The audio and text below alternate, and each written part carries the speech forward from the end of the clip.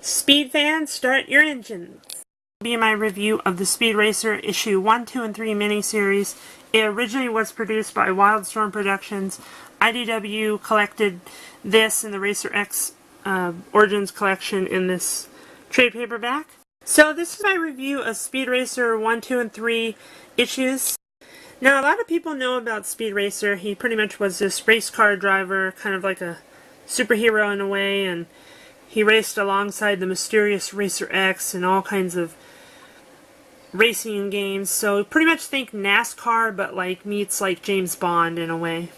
Of course, in the first issue, you pretty much have the origins of how Racer X dies, and of course, Speed Racer wants to take over. In issue 2, they pretty much do the prototype for the Mach 5 car, which I thought was interesting. In issue 3, they pretty much tell the origins of the Mach 5.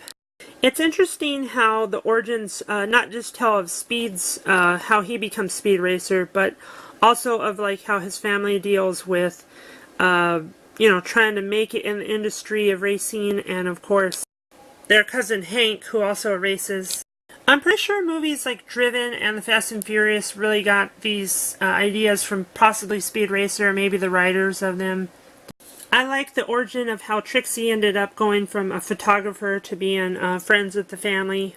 Of course, I think her and Speed end up dating later, but I thought that was interesting. For all you history buffs, there's a World War II kind of history lesson of 2 pages, which is pretty cool. It explains one of the characters, Dr. Cranium, who designs the, I guess, ancestor creation of the engine that later you find out inspires the Mach 5 engine. They introduced this character named Dr. Cranium, who inspires the ancestor to the Mach 5 car, which I thought was an interesting backstory. You see more of him in the Racer X miniseries as well. Of course, there's humor that happens, funny stuff happens to the bad guys, they end up losing. You know, there's enough Racer X in the Speed Racer series, the Origins, but you get more in his own Origin series. There's a lot going on in the series, and it's pretty interesting. It's a little bit hard to pay attention as far as like what's going on. I think the pages were a little bit too jumbled together, but although I like that they focused more on Speed Racer and his origin, how he became Speed Racer, and of course Trixie introduced to the group, and some of the other characters like their cousin Hank, which I didn't know about. If you happen to be a fan of anime and manga, you pretty much will have these little like funny jokes, and there's a lot of funny things that happen. This one character gets his face shaved and his hair cut by the mom.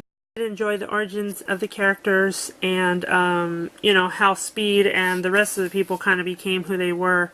Which has everything a Speed Racer fan. If you like Speed Racer, or you like comics and cars, then you'll definitely like this. I definitely recommend the miniseries.